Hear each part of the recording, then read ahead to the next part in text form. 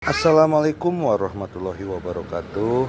Ini si anak mau keliling-keliling katanya. Bab 499 aturan yang saya tetapkan. Di aula belakang, tidak ada seorang pun yang menemui dokter sama sekali sekarang.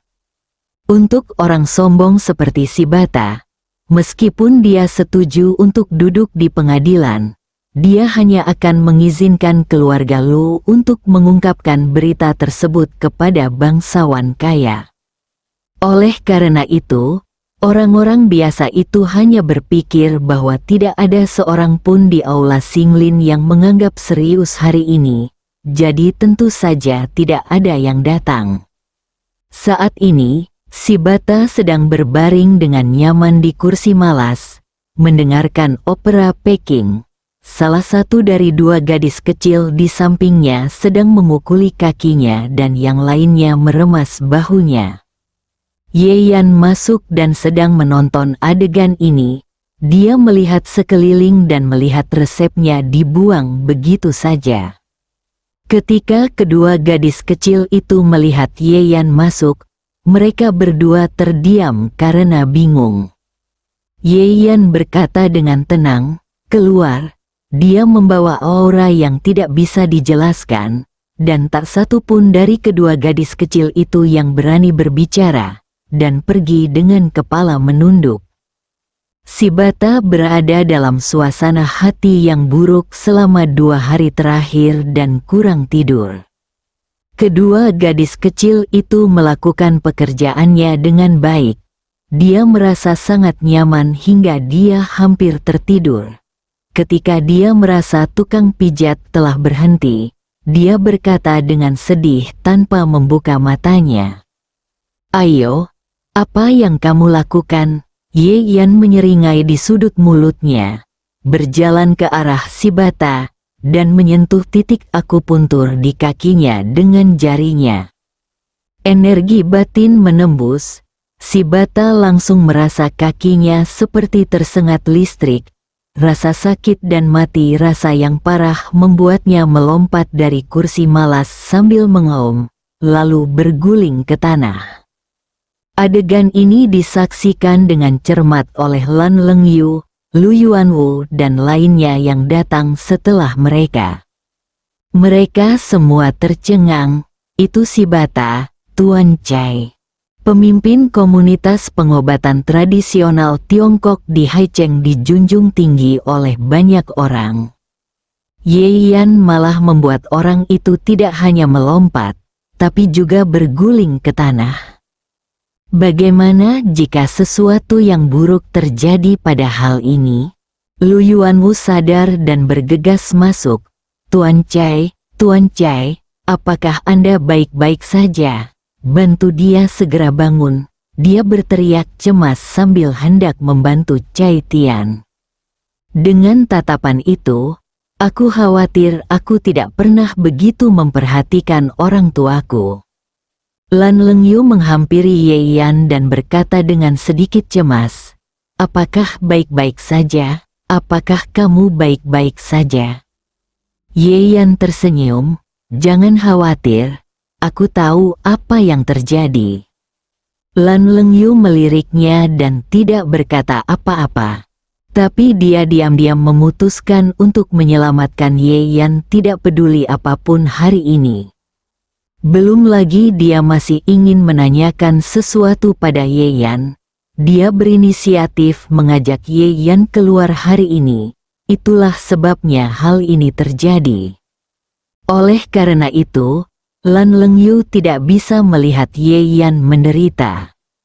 Saat ini, si Bata merasa pusing dan akhirnya sadar kembali.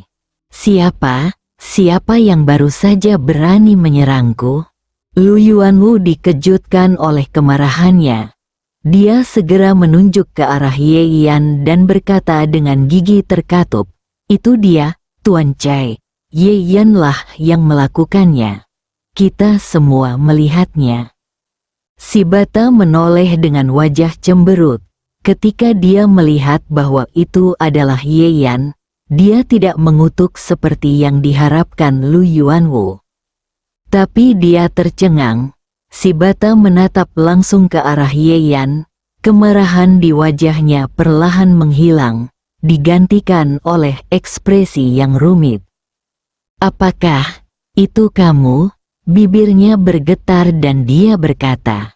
Yeyan berkata dengan tenang, "Ini aku." Senyuman yang sangat sulit muncul di wajah lama si bata. "Saya ingin tahu apa yang dilakukan Tuan Ye ketika dia datang ke sini." Semua orang tercengang, dan Lu Yuanwu menjadi gila. Suara ini, nada ini, sikap ini, apakah masih si bata yang sama dengan mata lebih tinggi dari kepalanya? Orang tua ini tidak mungkin menjadi gila karena jari Yeyan. Yeyan tampak acuh tak acuh. Setelah si bata pergi hari itu, Tang Baozong meneleponnya malam itu. Tentu saja, Yeyan tidak akan mempersulit orang tua itu, jadi dia hanya menyebutkan konflik dengan si bata dengan santai dan mengganti topik pembicaraan. Tentu saja, dia juga tahu di dalam hatinya bahwa si bata ini mungkin telah dimarahi oleh Tang Baozong. Sekarang sepertinya tebakan Yeyan benar. "Beli obat," Yeyan berkata dengan singkat. Caita memandang Yeyan dan merasa sangat tidak nyaman. Dia tahu dari kakak laki-lakinya bahwa jarum 5 agregasi, yang menurutnya sangat misterius, tanpa pamrih dibagikan oleh pemuda di depannya. Selain itu, petunjuk tersirat dari Tang Baozong adalah jika dia memiliki hubungan yang baik dengan Yeyan, maka dia pasti tidak keberatan memberinya nasihat. Saat itu, keterampilan akupunturnya pasti akan meningkat pesat. Memikirkan hal ini, senyuman si bata menjadi lebih tulus. "Membeli obat itu bagus, tapi Pak Ye, Anda ingin membeli obat, kenapa Anda ada di sini?" Yeyan menunjuk resep di atas meja. "Muridmu bilang resep ini mengandung aconite, kamu harus mengangguk sebelum aku bisa menjualnya." Si bata tercengang, "Apakah Anda meresepkan resep ini, Tuan Ye?" Yeyan mengangguk. Wajah si bata menjadi gelap, dan dia melihat ke arah murid di sampingnya. "Apa yang kamu lakukan untuk makanan? Mengapa kamu tidak membangunkanku ketika resepnya sudah tiba?" Pekerja magang itu sangat sedih. "Saya ingin memanggil Anda ke sini, tetapi saya bertemu dengan Tuan Lu. Tuan Lu berkata tidak perlu mengganggu Anda untuk membuat resep dan tidak mengizinkan kami menghubungi Anda." Lu Yuanwu sedikit mengubah wajahnya. Benar saja, si bata menatapnya dengan dingin. "Tuan Lu, Anda meminta saya untuk duduk di pengadilan. Jika saya bahkan tidak perlu melakukan hal semacam ini, lalu apa gunanya saya datang?" Lu Yuanwu tampak menyesal di wajahnya, tetapi hatinya dipenuhi dengan kebencian. "Kamu orang tua. Kamu bertingkah seolah semua orang berhutang padamu, dan kamu secara khusus mengatakan kepadaku bahwa kamu hanya mengobati penyakit dari keluarga kaya. Bukankah aku memberimu perintah ini hanya untuk menyenangkanmu?" Si bata terlalu malas untuk peduli dengan apa yang dia pikirkan dan tidak sabar untuk membuka resep yang diresepkan oleh Yeyan. Setelah beberapa kali melirik, dia tidak bisa tidak kagum. Luar biasa, resep Tuan Ye disiapkan dengan sangat indah. Ini adalah resep bagus yang langka. Jika Anda menjualnya demi uang, saya khawatir nilainya akan sangat mahal. Si bata sudah setengah bicara ketika dia menyadari kalau dia sedang bersemangat untuk sementara dan sifat aslinya terungkap. Dia dengan cepat menelan sisa kata-katanya dan berkata sambil tersenyum licik, "Membicarakan uang itu vulgar, itu vulgar." Ye Yan menggelengkan kepalanya. Dia sebenarnya tidak punya perasaan buruk terhadap si bata ini. Kebanyakan orang memiliki keangkuhan seperti ini. Meskipun lelaki tua ini agak serius, dia tidak merugikan orang lain demi keuntungan, sehingga dia bisa dianggap penjahat sungguhan. Setelah melihatnya, ambillah obat, kata Ye Yan dengan tenang. Mata si bata hampir terpaku pada resep tersebut. Ia merasa tidak ada resep di tangannya, hanya uang yang banyak. Tapi dia tidak berani menunda dan mengangguk cepat. Baiklah, baiklah. Aku akan segera pergi. Aku akan menyiapkan obatnya sendiri. Setelah berbicara, dia menatap Ye Yan dengan agak tersanjung. Jangan khawatir, Tuan Ye, bibir Lu Yuanwu bergerak-gerak keras. Kapan Sing Lintang memberi obat kepada orang-orang? Tuan Cai, bukankah ini pantas, aturan Balai Singlin? Dia tidak bisa menahan diri untuk tidak berbicara. Saat si bata menghadapinya, dia tidak lemah sama sekali, dan ekspresinya berubah dingin. Peraturan Aula Singlin. Aturan Aula Singlin ditetapkan oleh kakekmu setelah meminta nasihatku. Bab 500 Berita Ginseng Salju. Kamu adalah seorang junior yang memberimu keberanian untuk berbicara di depanku.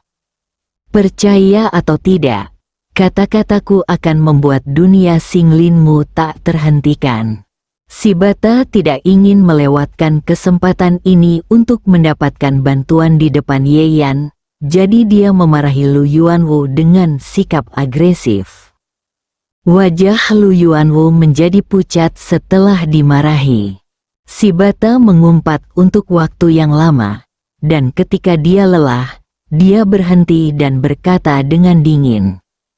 Keluar. Wajah Lu Yuanwu berubah menjadi sangat terhina. Tapi Sing Lintang adalah kartu truf terbesar di tangannya.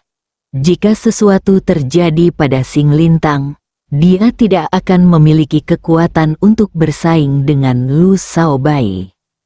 Oleh karena itu, dia hanya bisa menahan amarahnya, menundukkan kepalanya dan berkata, "Maaf Tuan Cai, saya pergi dulu." Kemudian, Lu Yuanwu segera meninggalkan Aula Singlin. Dia takut jika dia tinggal lebih lama lagi, dia akan kehilangan akal sehatnya. Caita mendengus berat, lalu menatap Ye Yan dengan datar. Tuan Ye, dengar, saya baru saja berkata, serahkan pada saya, jangan khawatir. Ye Yan memandangnya seperti penjahat sungguhan dan terkekeh. Dia mengambil pena dan mulai menulis di belakang resep. Caita tidak berani mengganggunya, dan Lan Lengyu juga memperhatikan dengan penuh minat. Setelah beberapa menit, Ye Yan berhenti menulis, menyerahkan rumah itu kepada si bata, dan berkata dengan tenang. Saat ini, terserah Anda seberapa banyak Anda dapat memahami kemanjuran dan farmakologi resep penghangat ini. Si bata sangat gembira. Dia mengambilnya seolah-olah dia telah menemukan harta karun dan menyimpannya di dekat tubuhnya. Terima kasih Pak Ye, terima kasih Pak Ye, haha. Saya pasti akan menggunakan rumah ini untuk praktek pengobatan dan menyelamatkan orang. Mulut Ye Yan bergerak-gerak, melakukan pengobatan untuk menyelamatkan orang, menghasilkan uang itu nyata. Tapi itu tidak masalah baginya. Resep ini bersifat ringan. Selama si bata tidak sengaja menyakiti orang lain, tidak akan terjadi apa-apa padanya. Orang tua ini masih memiliki koneksi dan pengaruh. Gunakan resep ini untuk memberinya rasa manis, mungkin dia akan membutuhkannya di masa depan. Si bata memasak makanannya sendiri dan mengirimkannya sendiri. Ye Yan dan Lan Lengyu tidak tinggal lama lalu pergi. Di dalam mobil, Lan Lengyu melirik Ye Yan dari waktu ke waktu. Ye Yan berkata tanpa berkata-kata, "Ada apa, Kak Lengyu?" "Bukan apa-apa. Aku hanya melihat usiamu yang masih muda.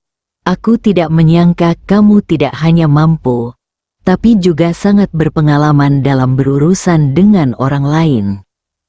Ye Yan tersenyum. Sebelum kelahirannya kembali, dia adalah seorang yatim piatu. Dalam hal pengalaman sosial, dia mungkin lebih kaya dari kebanyakan orang. Lan Lengyu hanya menghela nafas dengan santai dan tidak berniat menanyakan pertanyaan lebih lanjut, jadi dia mengubah topik pembicaraan. "Ye Yan, kamu sudah banyak membantu adikku. Bagaimana kamu ingin dia mengucapkan terima kasih?" Ye Yan berkata dengan tenang, "Tidak apa-apa. Kakak Lengyu dan adikku adalah teman, jadi sebaiknya kita membantu." Kebetulan saja ada lampu merah. Lan Lengyu membungkuk dan aroma samar masuk ke hidung Ye Yan. "Oh, bagus sekali. Bukankah itu karena kamu punya niat terhadap adikmu?" Dia menutup mulutnya dan terkekeh. Ye Yan tampak tak berdaya. "Kak Lengyu, berhentilah bercanda." Lan Lengyu tertawa. Di hadapan orang luar, dia terlihat dingin, tetapi begitu Anda mengenalnya, Anda menyadari bahwa itu semua hanyalah akting. Faktanya, dia orang yang cukup lucu. "Baiklah, aku tidak akan menggodamu lagi. Aku akan mentraktirmu makan malam dan mengajakmu bertemu dengan kakak iparmu." Ye Yan tercengang, tiba di sebuah restoran mewah. Ketika dia keluar dari mobil, Ye Yan melihat seorang pria jangkung dan tampan sedang menunggu. Lan Lengyu menciumnya begitu dia keluar dari mobil. Ye Yan merasa dia ketahuan dan dijejali makanan anjing. "Ye Yan, ini suamiku, Ji Xuan yang memperkenalkan." Ji Xuan melangkah maju, memegang tangan Ye Yan dengan kedua tangannya, dan berkata dengan tulus, "Saudaraku Ye, ku dengar kamu menyembuhkan penyakit Xiaoyu. Terima kasih banyak. Jika kamu membutuhkan bantuanku di masa depan, tanyakan saja." Lan Lengyu mengangguk ke samping. "Kakak iparmu berasal dari keluarga Ji di Beijing. Jadi jika kamu punya permintaan, silakan bertanya." Ye Yan menggeleng dan tertawa. "Kak Lengyu, adakah orang sepertimu yang menjual suaminya?" Lan Lengyu meletakkan tangannya di pinggul dengan bangga. "Ada apa? Dia tidak akan keberatan." Ji Xuan hanya tertawa, sama sekali tidak sedih. Mereka bertiga masuk ke restoran dan sampai ke kamar pribadi. Meskipun Lan Lengyu mengatakan itu, Ye Yan tentu saja tidak bisa mengajukan tuntutan apapun. Ji Xuan lah yang mengambil inisiatif dan bertanya, "Saudara Ye, saya mendengar Xiao Yu menyebutkan sebelumnya bahwa Anda dan saudara perempuan Anda sedang mencari ginseng salju 1000 tahun. Ye Yan mengangguk dan merasakan sesuatu di dalam hatinya. "Kakak Ji, apakah kamu punya berita tentang ini?" Ji Xuan menunjukkan ekspresi ingatan. "Tahun lalu, saya mendengar sekelompok pemburu membawa tanaman dari Tibet, yang mereka klaim sebagai ginseng salju berusia 1000 tahun. Saat itu, ada arus bawah tanah di dunia bawah tanah, dan banyak keluarga serta pasukan menginginkannya untuk mengambilnya sebagai milik mereka. Namun pada akhirnya ginseng salju tersebut hilang di Haicheng. Saat itu, ada kabar bahwa pemburu liar telah menyelundupkan ginseng salju tersebut ke seberang perbatasan." Dia berhenti. Ye Yan tidak bertanya dengan tergesa-gesa. dia dapat melihat bahwa Ji Xuan adalah orang yang sangat cakap. Jika tidak ada informasi yang benar-benar berguna baginya, Ji Xuan tidak akan menceritakannya. Benar saja, Ji Xuan merendahkan suaranya dan berkata, Namun, saya mendengar seorang tetua dari masyarakat metafisika kota Zajing menyebutkan bahwa tanaman dewa ilmu pengetahuan telah dipotong oleh Presiden Masyarakat Metafisika Haicheng, jadi tidak ada yang berani memperhatikan hal itu lagi. Masyarakat mistik Haicheng, seberkas cahaya tajam melintas di mata Ye Yan. Sebelumnya, dia tidak menonjolkan diri dan tidak ingin berurusan dengan perkumpulan okultisme ini. Tetapi sekarang sepertinya dia takut harus menghubungi mereka. Makanannya dalam suasana yang luar biasa. Kembali ke rumah Ye Yan segera datang ke kamar Ye Yunlan. Ketuk pintunya, Ye Yunlan jelas baru saja mandi. Rambutnya masih basah karena lembab dan dia terbungkus handuk mandi. Kakinya yang ramping dan bahunya yang putih terlihat di mata Ye Yan. Dan turun ke bahu, tubuh Ye Yan langsung membeku. Tiba-tiba dia menoleh dan terbatuk-batuk. Kak, ada yang ingin kukatakan padamu. Kamu, ganti bajumu dulu. Setelah mengatakan itu, dia menutup pintu. Ye Yunlan sama sekali tidak menganggapnya sebagai orang luar. Melihat reaksinya, dia tertegun sejenak, dan kemudian tidak bisa menahan tawa. Ketika dia keluar lagi, dia mengenakan gaun sutra merah tua. Meski sosok sempurna dan memikat masih terpampang secara penuh, setidaknya dampaknya lebih kecil dari sebelumnya.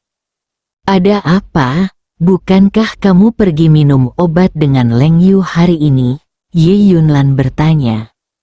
Wajah Ye Yan menjadi tegak dan dia menceritakan berita tentang ginseng salju 1000 tahun. Wajah Ye Yunlan juga berubah serius. Tuan Ye dipaksa hidup lebih lama oleh Ye Yan, dan hanya bisa bertahan selama 7 hari. Namun belum ada kabar mengenai Millennium Snow Ginseng. Sekarang dia akhirnya mendapat berita itu, dia tidak bisa tidak mengabaikannya. Ye Yunlan sedikit mengernyit, Presiden Cabang Masyarakat Metafisika. Ini agak merepotkan. Pihak lain mungkin tidak menjual reputasi keluarga Ye Yan tidak mengerti apapun sekarang. Masyarakat metafisik memiliki status khusus di Tiongkok. Jika Asosiasi Pengobatan Tradisional Tiongkok adalah perisainya, maka Asosiasi Metafisika Tiongkok adalah tombaknya. Oleh karena itu, status masyarakat metafisika lebih tinggi dibandingkan dengan keluarga besar. Bersambung.